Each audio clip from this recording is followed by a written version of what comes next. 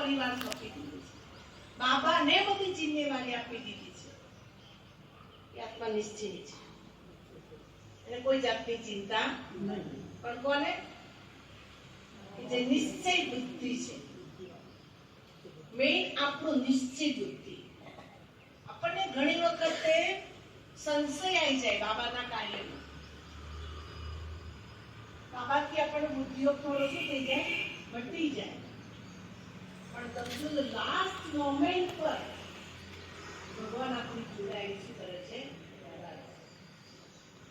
ભગવાન આપણા કાર્યની અંદર અંત સુધી સેવા કરે, અંત સુધી.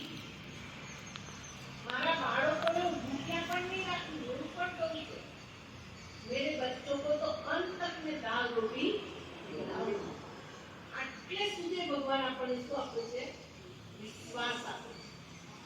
પણ એ વિશ્વાસની અંદર આપણો શ્વાસ હૃદય જાય છે. આપણે વિશ્વાસ છે ખરો, પણ કોક વાર શ્વાસ સુધી જાય છે, આપણો હૃદય જાય. અને શ્વાસ હૃદય એટલે પૂછવાનું કેટલો પ્રોબ્લેમ થાય? આ શરીરની અંદર શ્વાસ થાય તો કેટલો પ્રોબ્લેમ થાય? શ્વાસ લેવાય ને ચેન પડે ને હમણાં આત્મા શું થઈ જશે? નીકળી જશે. એવી જ રીતે આપણી આત્માની અંદર પણ જે દિવસે શ્વાસ લીધાય ને એ દિવસે આત્માને બ્રાહ્મણ જીવનથી જાણે કે હવે પતી ગયો, બાબાના છોડ દેવાનો, બાબાના બહુ વિશ્વાસ રહ્યો નથી. એટલે સુધી આપણે શું કરીએ છીએ? પહોંચી જઈએ છીએ. કેમ? વિશ્વાસ શું થઈ ગયો? હૃદય. અત્યારે ડોક્ટરો વધારે એટેન્શન શેની પર આપે? શેની પર આપે? શ્વાસ ઉપર. કોવિડ વખતે વધારે એટેન્શન શેની પર હતું? શ્વાસ. તરત જ ઇમરજન્સીમાં શું કરી દે? શ્વાસ આપવાનું, ઓક્સિજન આપવાનું શું કરી દે? ચાલુ. તરત જ એમ ઉપરવાળું ડોક્ટર પણ આપણને ઇમરજન્સીમાં શું કરે છે? ઓક્સિજન. ઓક્સિજન એટલે આ મોરલી ધ્યાનથી સાંભળવાની, ધ્યાનથી વાંચવાની, ખાલી ફોર્માલિટી ખાતર ક્લાસમાં થોડી વારે ગયા, મોરલી પૂરી થઈ ગઈ ગયા. જેને મોરલી મસ્ત છે એની આત્મા એકદમ સંપૂર્ણ સ્વસ્થ છે, સંપૂર્ણ તંદુરસ્ત છે. એટલે આ મોરલીને મસ્તાના બની શું કરવાની? વાંચવાની, સાંભળવાની. સાદી જાનકી એને અનુભવ સંભળાય. સાદી જાનકી જ્યારે યજ્ઞની અંદર આવ્યા, કરાચીની અંદર રહેતા હતા, તો દાદીને બુદ્ધિ એટલી નથી ચાલતી. જે બીજા બધા દાદીઓની બુદ્ધિ બહુ ચાલતી. એટલે બધા લોકો એને કહ્યું કે આ તું બુદ્ધું હો, બુદ્ધું હો, બુદ્ધું હો. એટલે એમને દુઃખ લાગ્યું કે મારા કશી બુદ્ધિ નહીં. એટલે રડવા લાગ્યા. બાબા ચક્કર મારતા મારતા दादी पास आया. बच्ची क्या हुआ? तो सब मुझे कहते बुद्धू हो, बुद्धू हो. कि चलो बुद्धि से बुद्धिशाली बनना है ना, तो कि हाँ बाबा. तो कि ले मोरली 20 बार पढ़ो. कितनी बार? 20 बार. આખી રાત દાદીએ મોરલી શું કરી? વાંચી. અને બીજે દિવસે સવારે દાદી બાબાએ ક્લાસ પૂરો કર્યો, મોરલી ક્લાસ. આખી એની પર ઓરલી તમે 5 વાર અવ્યક્ત મોરલી વાંચશો ને તો તમને અવ્યક્ત મોરલી પર ક્લાસ કરાવવાનો 1-2 વર્ષ જાય. આવું કેટલી સરસ મોરલીનું ચિંતન ચાલશે ક્યારે કે મોરલી તમે ધ્યાનથી વાંચી, સાંભળી કે મનન કર્યું ત્યારે. આજે આ અહીંયા બધા જે બેઠા છે ને આજથી મોરલીમાં પાક્કા થઈ જાય. ક્લાસને ખાલી ફોર્માલિટી ખાતર નહીં. स्कूल स्टूडेंट होशियार बने थे, पापा बच्चे बोली जो पढ़ते हैं और पढ़ाते नहीं मतलब बुद्धू कुछ समझा नहीं है. આપણે સમજ્યા કે બીજાને શું કરવાનું. એક માતાજી હતા,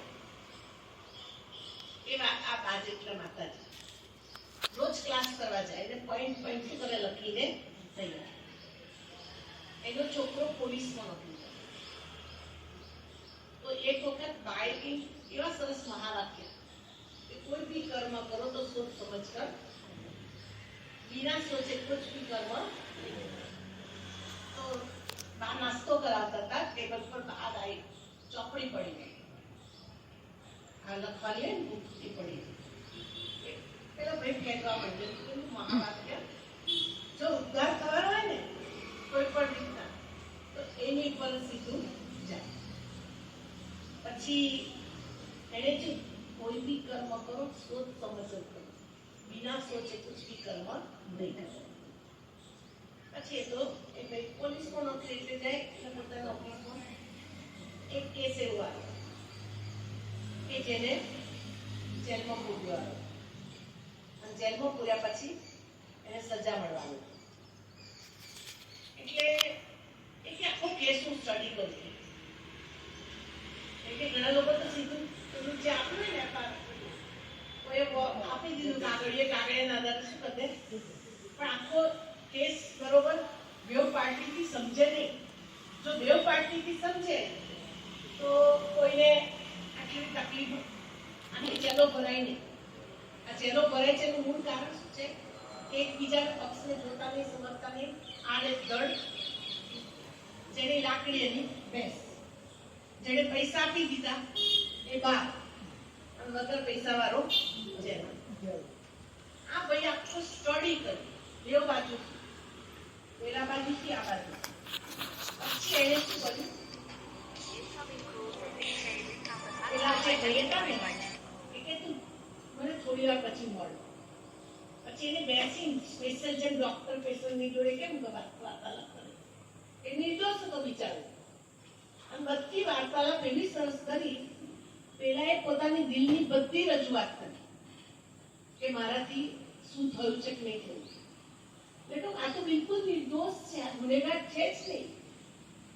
અને પછી પેલી સામી પાર્ટી વાળાને પણ ભેગા કરી, તમે આનું પ્રૂફ લાવો કે એની પાસે પ્રૂફની અંદર અથવા તો મોબાઈલ ઉપર એ પણ શું કરે છે, પ્રૂફ બનાવી દે છે.